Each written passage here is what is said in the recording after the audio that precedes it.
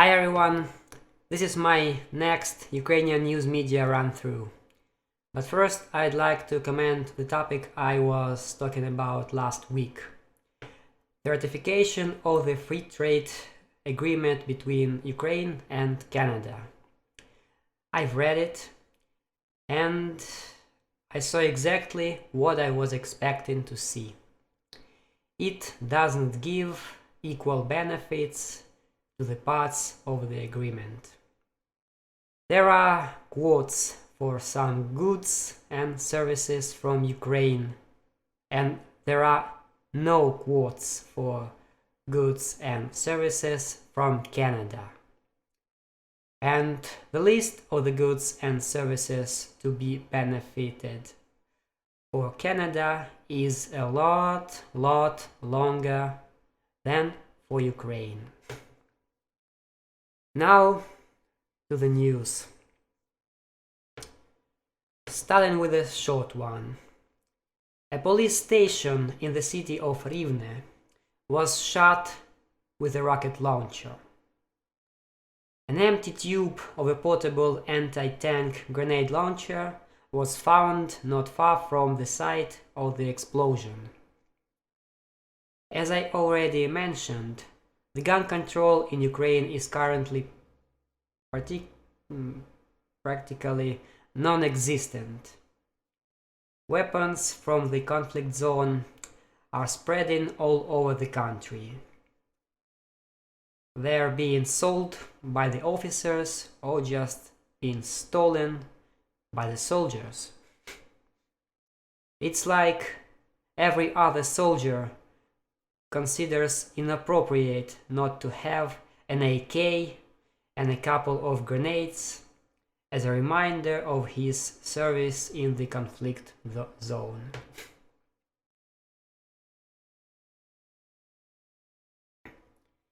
The next topic is a huge one, and I'm sure that some of you have already heard about it from the Western media. An ex-member of the Russian parliament, Denis Voronenkov, was shot on the streets of Kiev in the light of day in the middle of a crowd. If you don't know who he was, I'll explain it shortly. He was an ex-member of the Russian parliament from the Communist Party. He escaped to Ukraine a couple of months ago as he was charged with the corruption in Russia.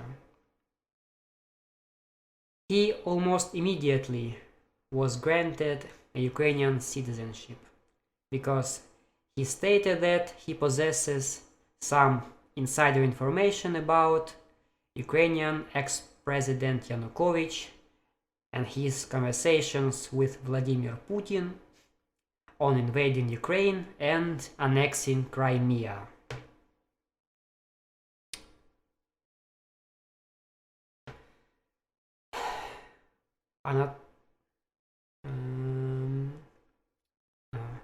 Anton Gerashchenko, an advisor of the Ukrainian Inner Affairs Minister. Yuri Lutsenko, an Attorney General of Ukraine.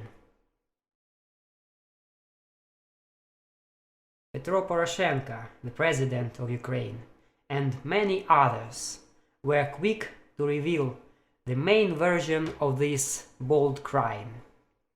And guess what version is that?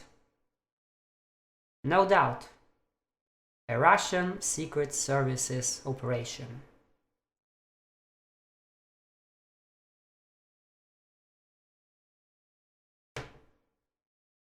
The information about the killer was revealed soon, because he was killed by the bodyguard of Voronenkov.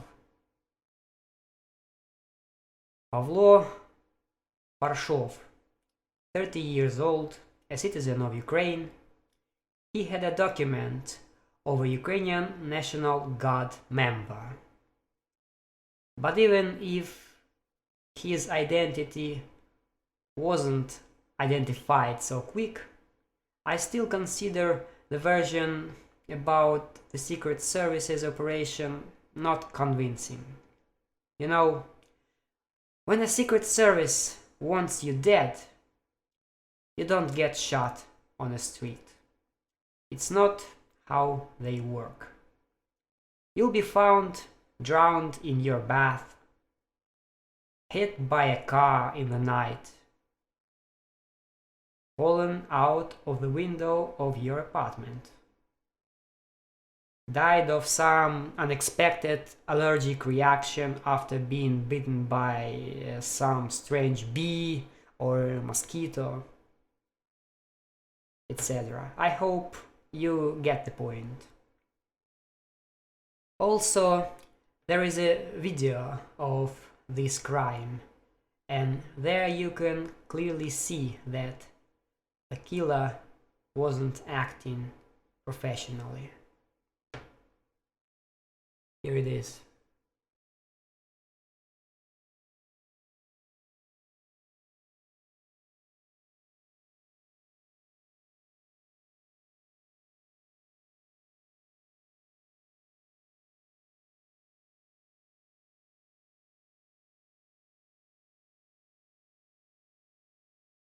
You can see that Voronenkov turned to the killer before he was shot.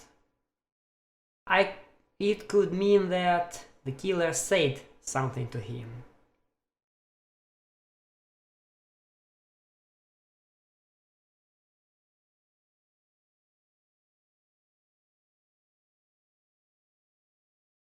Then the killer shot one bullet into a bodyguard and kept on shooting Voronenkov, not even caring that the bodyguard was just wounded and was still dangerous.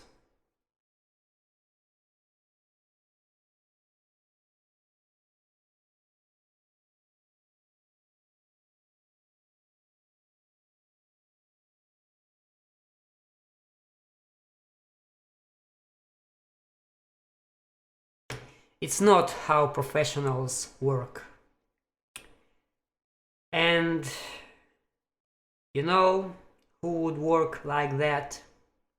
Some kind of psychopath that decided to kill someone for some reason. And why would a member of the Ukrainian National Guard or an ex-member, because they now say that he left the National Guard or was fired not long ago, why would he want to kill him? Maybe because he was Russian? Or maybe because he was a member of the Communist Party, which is forbidden in Ukraine and is hated by the Ukrainian nationalists. Or maybe because he voted for the annexation of Crimea in 2014. Or because he spoke in the Russian parliament about how terrible the events of the Maidan were. Think for yourself.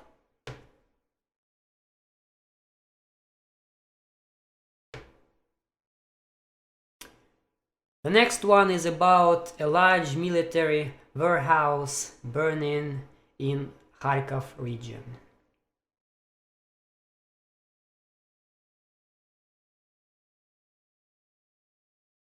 President Poroshenko has already said that it must be the Russians. I don't know the real reasons of this, but I can think of few. First, an accident. Electrics malfunction, soldiers smoking in the wrong places, inappropriate storing of the highly explosive materials, etc. Possible? Absolutely. Second, the Russians. A special forces operation to lower the military capacity of the Ukrainian army. Possible. Also possible. Third, an attempt to hide the fact that a lot of the stored goods were long stolen and sold by the local military base administration. Possible? Absolutely. It's also a classical way of doing it. There's even a very nice Soviet classic comedy about it. It's called The Operation Y, filmed in 1965. It's so well made that it is still being watched by the people all over the ex-Soviet Union.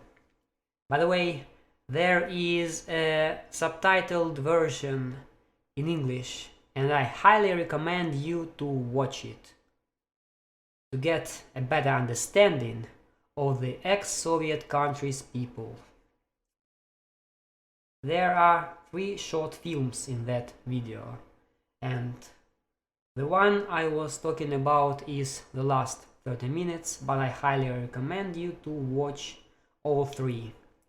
I'll have a link in the description.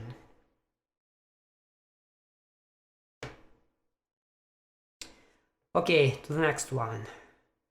The Security Service of Ukraine did forbid the Russian Eurovision participant to enter Ukraine. Not much to say about it. I was expecting it to be that way. I am personally not interested in this song contest at all.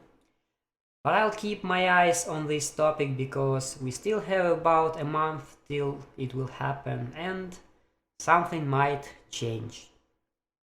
Well, that's all for today. See you next time.